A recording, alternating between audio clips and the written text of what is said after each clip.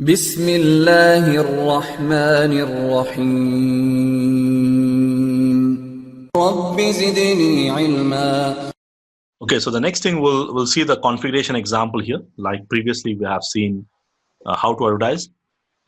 So I'm going to use simple 3 routers. Again, connecting 50, 60 routers is really not possible in our labs. So what I'm going to do is I'm going to just connect these 3 routers, and I decided to go with multiple areas. So when I do that, basically we have to make sure that we follow the rules. And in this design, I'm going to assign this interface in area 0, because the rule says when you are going with 2 or more than 2 areas, we need to have one area 0. Of course, only one interface here, but production designs will not be the same, as I said. And the next thing is I'm going to assign this interface, this part, in area 10. And the rule says that opposite interfaces should be in the same area, right? So these two are in the same area, area 10. And whenever I'm going with 2 or more than 2 areas, one should be 0, right? That's what we did. And you must have one border router. Now this is my border router, area border router, which is connecting between area 10 and area 0. And I'm also designing one more area here, this area, area 20. The same opposite interfaces should be in the same area. And area 20, when it is communicating with area 10, it should go via area 0, right? Of course, it is going via router 2. Router 2 is a member of area 0, right?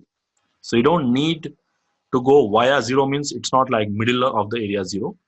It's not like that. It's going via any one router of area 0. So in our design, this router is a part of area 0 also, right? So it's a member of area 0. So it's going to validate all the rules here.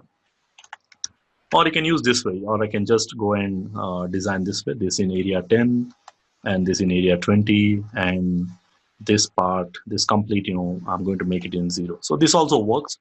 Probably you can practice another scenario with this topology or with this design. So as long as it is going to meet the rules, whatever the rules were discussed, the OSPF is going to work. Okay, so we need to make sure that whenever we have decided to go with multiple areas, it actually follow these rules here. So this is something what my topology. So let's go and quickly configure this. And I do have this pre-configured topology here. And pre-configured means I do have the IP addresses pre-configured here. If you verify show IP interface brief, you can see the interfaces are pre-configured. And if you verify show IP protocols, I don't have any of the routing protocols configured here. So I decided to go with OSPF. So I'll start with OSPF configuration. So I'll start with router 1. So we'll say router OSPF 1. And I'm using 10.subnet, which is on the WAN. Maybe you're using just one IP address, then we can say 10.001. If you want to advertise only one IP, we can use wildcard mask area 10. As per my design, 10.network is the WAN interface. And the 192.168.1.network, now probably this network is in my LAN. So the subnet mask is /24, means the wildcard mask will be 0.0.0.255 in area 10. So in my example, the router 1, these two interfaces belongs to area 10. So I have advertised them in the area 10. So let's go to router 2. Now on the router 2, if I go and check, now as per my router 2 configurations, I must configure this in 10 because opposite interfaces. Let's do that. So I'll say router OSPF 1. When I say network, 10.network, you can advertise that particular interface IP 0.0.0.0 and then area 10.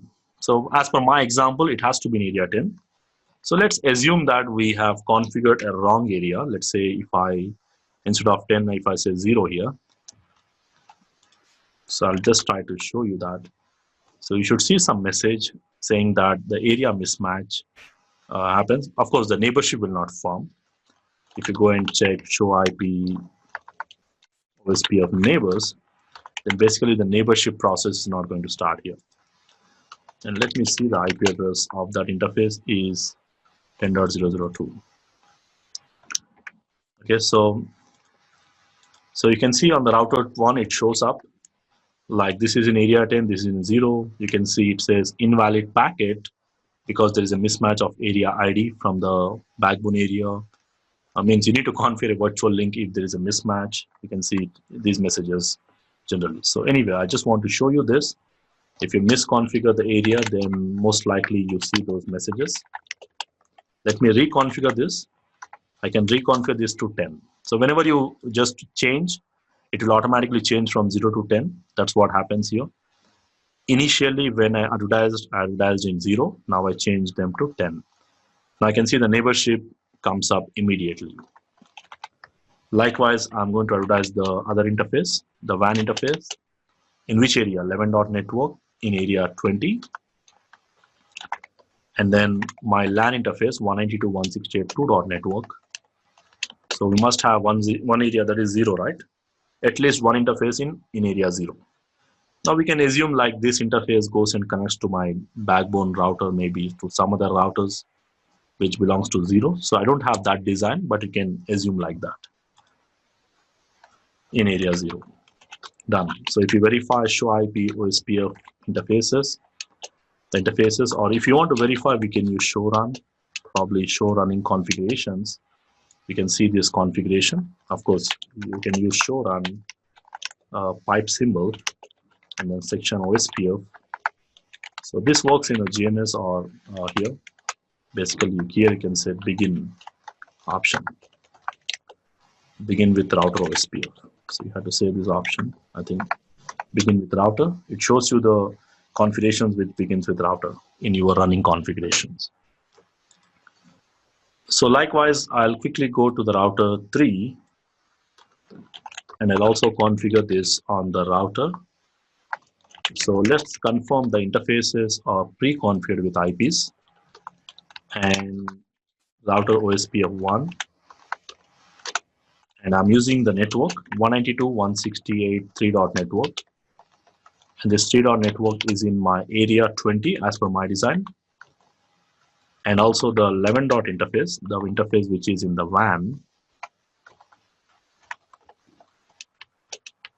So that is only one single IP, so it is in area 20 as well. So I should see the router 2 and router 3 also should establish the neighbor relationship if everything is perfect. Yes, you can see that. So verifications are not different than what we did in our single area. So the first verification, we use always show IP OSPF neighbors. We should see the neighbor router IDs, and then the state, full state, timers, and the actual interface IP. And if I say show IP route OSPF, the routing table will not change much the same thing. You can see the O routes. But one thing you see here, when I go to router 1, I verify from the router 1, when I say show IP route OSPF, now here you'll see the routes as OIA.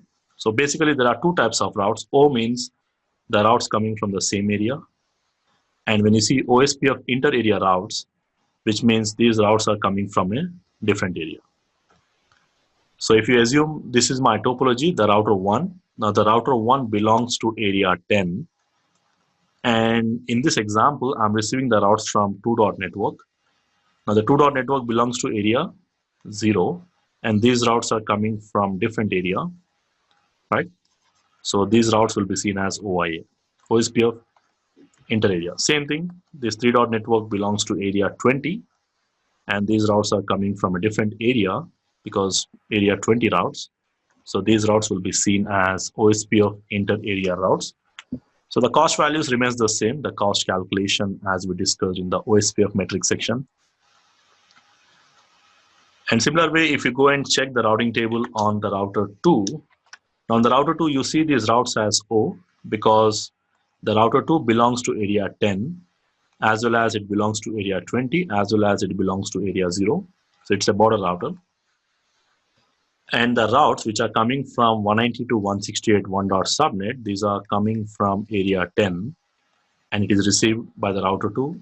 So area 10, same area, right? So that's the reason you see O routes. Similar way, this 3 dot network is coming from area 20 and received on the area 20, so which means the same area. So whenever routers are exchanging the routes between the same areas, then you'll see the output as O. And whenever you see them as OIA, means you need to understand those routes are coming from a different area.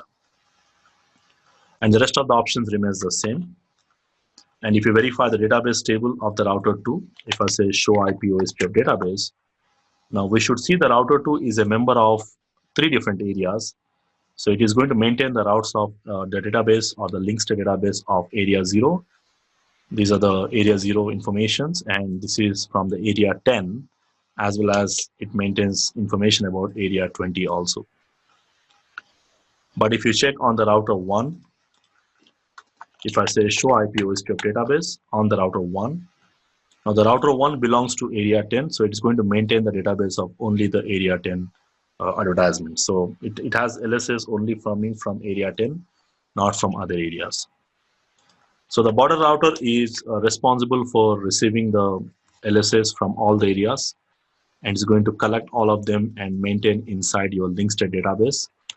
We can verify that by using show IP OSPF database. Of course, if you want to check the connectivity from end to end should work. But still, if you want to verify from the router 1, I can go and ping to router 3 gateway. That should ping. Even the router, this 3.1 PC from the router 1, you can ping, or you can ping from the PC to PC, it doesn't matter. So most of the time when you do verifications, generally we verify between router to router. That's something we do most of the time.